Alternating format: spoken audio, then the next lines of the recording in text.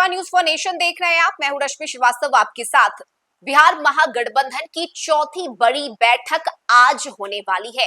इससे पहले 3 बैठक की जा चुकी है और इस बैठक के जरिए एकजुटता का संदेश महागठबंधन के नेताओं की तरफ से दिया गया है। लेकिन देखिए, सीट बंटवारे को लेकर अभी तक सहमति नहीं बन पाई है और साथ ही महागठबंधन में मुख्यमंत्री का चेहरा कौन होगा, इस पर भी आपसी तालमेल नहीं बैठा है। और यही वजह है कि आज की बैठक पर सभी की निगाहें टिकी हुई है कि आखिर आज की बैठक में क्या कुछ बातचीत होती है, किन मुद्दों पर रणनीति बनाई जाती है। फिलहाल अंदर खाने से जो जानकारी सामने आ रही है उसके मुताबिक आज की यह बैठक तेजस्वी यादव के सरकारी आवास पर होनी है। तेजस्वी के सरकारी आवास पर महागठबंधन के तमाम बड़े नेता जुटेंगे और इस बैठक में कई ऐसे अहम मुद्दे हैं जिस पर चर्चा और बातचीत की जानी है।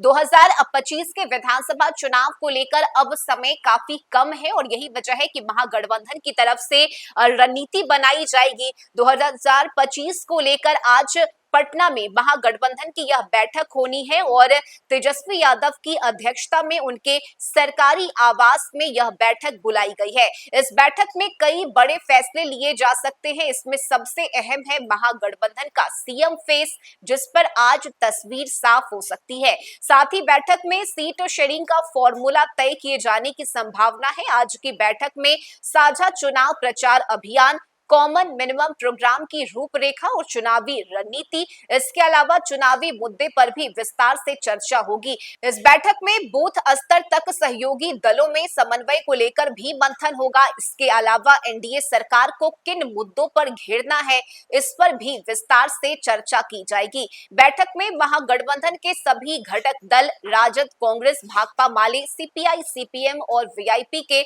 शीर्ष नेता शामिल होंगे। राजद से तेजस्वी यादव के साथ अब्दुल बारी सिद्दीकी, संजय यादव, आलोक मेहता और रणविजय साहू इस बैठक में मौजूद रहेंगे। वहीं कांग्रेस पार्टी की ओर से पार्टी के प्रदेश अध्यक्ष राजेश राम, प्रभारी कृष्णा लवरू, विधायक दल के नेता शकील अहमद खान और वरिष्ठ नेता डॉक्टर मदन मोहन झा इस बैठक में शामिल होंगे।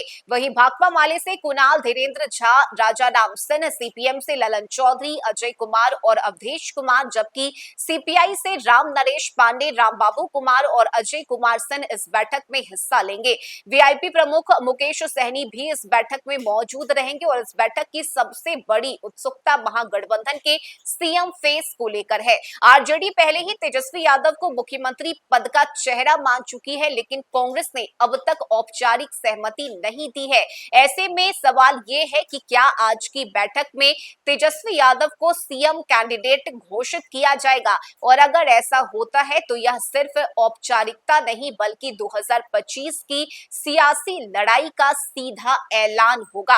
महागठबंधन की पहली बैठक देखिए 17 अप्रैल को हुई थी। इसके बाद 24 अप्रैल को महागठबंधन की दूसरी बैठक हुई।